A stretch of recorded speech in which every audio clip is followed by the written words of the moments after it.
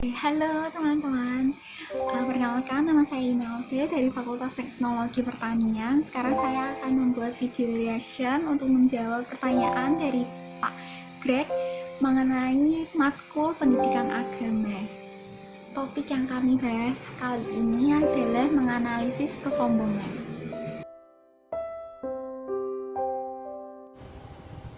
Orang sombong yang merasa benar sendiri susah memahami Pancasila. Orang sombong kiranya susah juga bertoleransi kepada sesama. Susah juga menghargai orang lain yang berbeda agamanya. Nah, sekarang giliran kalian, mahasiswa, untuk menjawab pertanyaan-pertanyaan yang saya sediakan untuk kalian. Ada 3 pertanyaan yang harus kalian jawab. Silakan, semangat. Bagi mahasiswa Prodi DKV, Teknik Sipil, Teknologi Pertanian, Sastra Inggris, RIL yang belajar mata kuliah agama atau religiositas, ada 3 pertanyaan yang perlu Anda jawab. Tuh, menurut ideologi agama dan keyakinan Anda, bagaimana cara kita menjaga relasi dengan sesama, meskipun berbeda suku, agama, ras, golongan, supaya harmonis dan maju sejahtera bersama? Silahkan berikan kutipan kitab sucinya. Jadi petunjuk mengenai membangun hubungan yang harmonis itu tuh sudah mulai dikutip dalam Efesus 5 ayat 21. Jadi dalam ayat ini kita dianjurkan untuk menjadi penurut-penurut Allah, hidup dalam kasih, dan memenuhi kasih seperti kasih Kristus. Allah menghendaki kita untuk menghidupi kerajaannya satu sama lain dengan penuh kasih. Untuk itu kita perlu takluk dulu ada yang namanya kebenaran. Nah, dalam perikop ini, Paulus memberikan petunjuk agar anak-anak itu takluk kepada orang tua, tunduk pada orang tua. Maka dari itu, peran bapak, peran ayah dibutuhkan di sini agar mendidik anak-anaknya. Tentunya mendidik anaknya dalam ajarannya Tuhan. Mengenai hamba tersebut harus taat kepada tuannya seperti taat pada Kristus Yesus. Serta bagi Tuhan harus mengingat bahwa mereka tuh memiliki Tuhan yang sama. Artinya mereka harus takut kepada Tuhan. Dan peran bapak ataupun tuan ini tuh untuk memberikan ajaran yang baik kepada bawahannya, pada anak-anaknya, kepada hambanya menurut atau sesuai dengan ajarannya Tuhan Yesus Kristus itu sendiri. Mazmur 133 ayat 1-3 disebutkan bahwa penting bagi kita untuk menjaga relasi yang baik dengan sesama di antara kita. Pemazmur tahu betul untuk mengalami berkat-berkat Allah dalam kehidupan ini ialah dengan cara menjaga relasi yang baik dengan sesama. Contoh lagi pada Rasul Paulus dalam ilham dan pimpinannya melalui Roh Kudus yang menulis dalam suratnya kepada jemaat di kota Efesus demikian. Jadi disebutkan bahwa berbohong akan merusak hubungan manusia itu sendiri. Itulah sebabnya Rasul Paulus meminta kita agar membuang kebiasaan buruk, yaitu kebiasaan berbohong, dan memulai kebiasaan baik untuk menjaga relasi sesama kita agar dicapai hubungan yang harmonis dan juga memajukan kepentingan atau kesejahteraan bersama. Apa yang dimaksud dengan kapitalisme, individualisme, konsumerisme, hedonisme?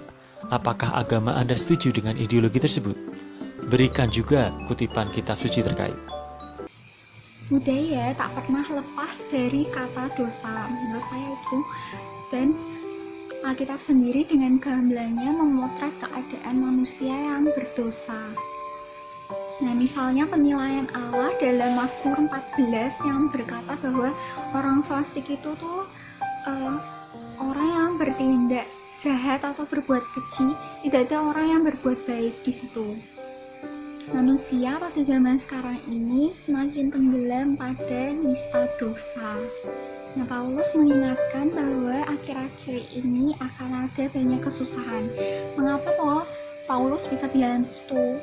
Karena manusia akan mementingkan dirinya sendiri, yaitu seperti individualisme, kapitalisme, hedonisme, konsumerisme. Mereka akan cenderung untuk bersifat mata-duitan dan sombong. Mereka tidak mengasihi sesama, tidak mementingkan keadaan orang lain, hanya mementingkan dirinya sendiri. Mereka lebih suka pada kepentingan dunia daripada Allah. Nah, bila budaya berdosa ini semakin populer dan semakin diteruskan oleh manusia-manusia pada zaman sekarang, ini akan menjadi indikasi yang kuat dan serius bahwa moralitas pada zaman sekarang semakin merosot. Nah, dalam perspektif inilah budaya dapat digolongkan sebagai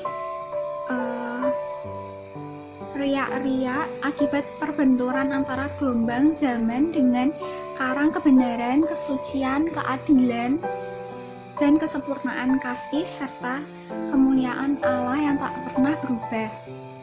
Oleh karena itu, dalam menghadapi arus budaya yang populer, kita wajib menggantungkan diri pada tali keimanan yang berpegang pada juru selamat kita, yaitu Tuhan Yesus. 3. Dalam kitab suci Anda masing-masing dijelaskan konsep dunia kiamat karena kesombongan manusia. Ini berlaku bagi komunitas kecil manusia ataupun komunitas yang besar. Dalam Kristen, akhir zaman digambarkan sebagai peristiwa kesengsaraan makhluk di bumi, di mana peristiwa ini adalah datangnya Tuhan Yesus yang kedua kalinya. Ayat Alkitab tentang akhir zaman ini ada dalam Matius dan Lukas. Kitab suci sendiri menyatakan bahwa Tuhan Yesus akan datang kedua kalinya, tapi tidak ada yang menjelaskan, tidak ada tercantum kapan tepatnya Tuhan Yesus akan datang. Sebagai orang beriman, kita harus selalu siap siaga dan siap iman untuk menerima atau menyambut kedatangan Tuhan Yesus, dan tentunya percaya janji Tuhan bagi kita. Nah, sebelum akhir zaman benar-benar terjadi, biasanya Tuhan Yesus itu akan memberikan petunjuk pada umat manusia tentang tanda-tandanya. Seperti contohnya kelaparan, penyakit, kemiskinan. Contohnya di dalam Markus 13 ayat 14 sampai 20. Kiamat dalam kisah Alkitab menurut saya adalah kisah 10 tulah di Mesir. Nah, kisah 10 tulah ini tercantum dalam kitab Keluaran. Nah, mengapa sih disebut tulah? Jadi hal ini disebabkan karena efeknya dapat mengakibatkan kematian, kesengsaraan, bukan hanya untuk manusia saja, tetapi untuk hewan juga. Meskipun ada beberapa tulah yang tidak berkaitan dengan penyakit. Nah, kisah singkatnya dimulai dari Harun dan Musa yang datang ke Mesir untuk meminta pada Firaun untuk membebaskan orang-orang Israel agar boleh keluar dari tanah Mesir ini.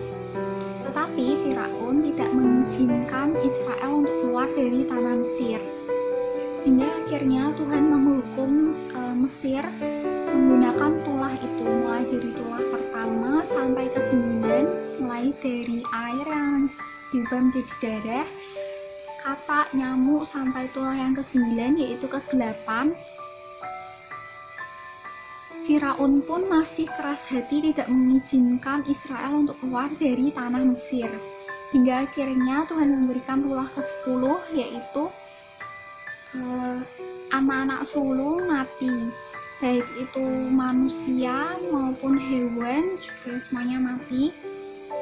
Baru akhirnya Mesir sangat acuh pada saat itu, tidak ada satu rumah pun yang tidak mengalami penderitaan saat itu, hingga akhirnya orang-orang Mesir segera menyuruh orang-orang Israel tersebut untuk keluar, mendesak mereka, dan mereka berkata, "Cepatlah pergi, nanti kami mati semuanya."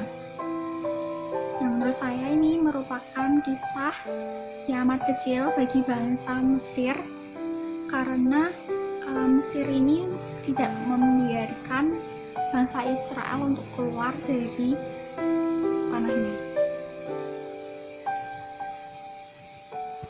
Sekian video reaction dari saya. Semoga pembahasan kita kali ini meskipun singkat kalian bisa mengena di hati dan berkenan untuk masyarakat yang nonton. Terima kasih, sampai jumpa.